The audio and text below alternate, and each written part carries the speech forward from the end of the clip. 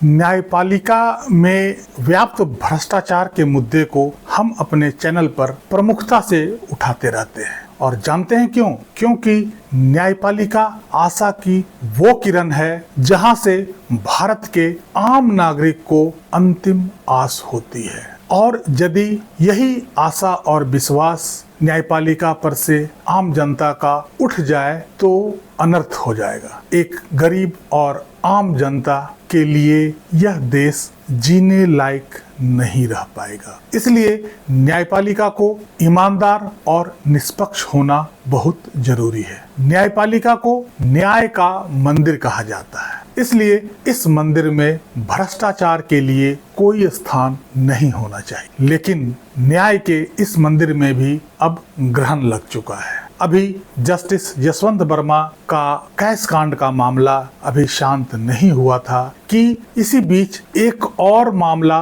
जो लगभग 500 करोड़ का था उसकी सुगबुगाहट होने लगी। लेकिन यह मामला किसी तरह से अभी दबा दिया गया है। अभी यह पूरी तरह से मीडिया के नजर में नहीं आया है और आने वाले दिनों में यदि यह मामला आ गया तो यह भी एक अपना नया रंग लेगा। इसके साथ ही एक और मामला भ्रष्टाचार का दस्तक देने लगा और वो मामला दिल्ली के राउज एवेन्यू कोर्ट से जुड़ा हुआ है, जहां जमानत देने के लिए 1 करोड़ रुपया का मांग किया गया। राउज एवेन्यू कोर्ट के एक स्पेशल जज और उसके अलमद पर भ्रष्टाचार का एक गंभीर आरोप लगा है। स्पेशल जज और उसके अलमद जमानत देने के लिए रिश्वत लिया है और जैसे ही इसकी शिकायत एंटी करप्शन ब्यूरो को मिली तो वो जांच के लिए मैदान में उतर गए। 30 दिसंबर 2024 को एसीबी को एक ईमेल मिला और शिकायतकर्ता था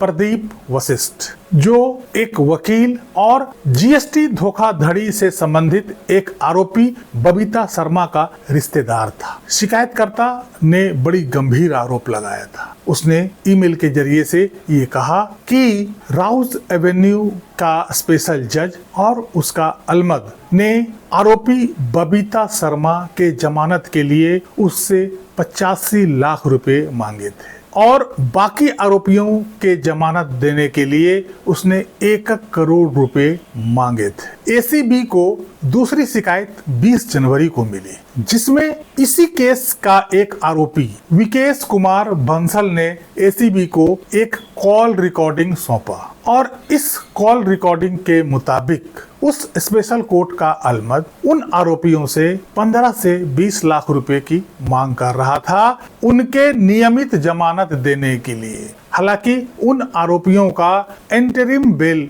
हाई कोर्ट से मिल चुका था, लेकिन इस जमानत को नियमित जमानत में परिवर्तन करने के लिए उन लोगों से 15 से 20 लाख रुपए मांगे जा रहे थे। ऐसा भी आरोप लगाया गया था कि इसी केस का एक आरोपी चार्टेड अकाउंटेंट विशाल ने 40 लाख रुपया रिश्वत दिया है। सैनी बंधुओं ने इसी केस में 1 करोड़ रुपए की रिश्वत दी थी। 2 ट्रांसपोर्टरों ने इस केस में 15 लाख रुपए रिश्वत दिए थे और 2 अन्य आरोपी 10 लाख रुपए रिश्वत इसी केस में दिए थे। और ये सारे डील उस अलमद और स्पेशल जज के मिली भगत से हो रही थी। इसमें वो अलमद इस डील का माध्यम बना हुआ था। लेकिन जब कुछ परिवारों ने रिश्वत देने से मना कर दिया तो उनके जमानत के आदेशों को पहले टाल मटोल किया गया, कुछ दिनों तक इसे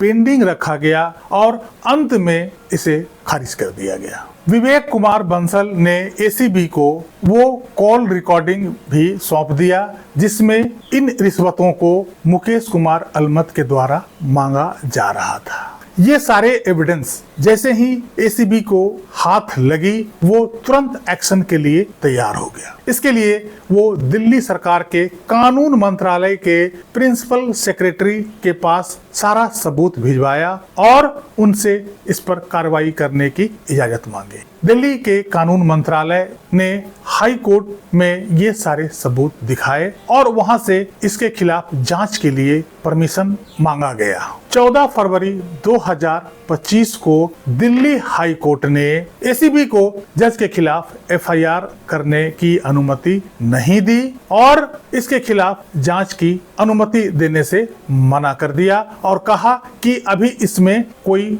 ज्यादा ठोस सबूत नहीं है, आप इस पर निगाह रखिए और यदि ठोस सबूत कुछ मिल जाए तो फिर इसके लिए दिल्ली हाई कोर्ट से फिर अनुरोध कर सकते हैं। आप सोचिए, मुझे तो लग रहा था कि दाल में कुछ काला है, यहाँ तो पूरी दाल ही काली नजर आ रही है।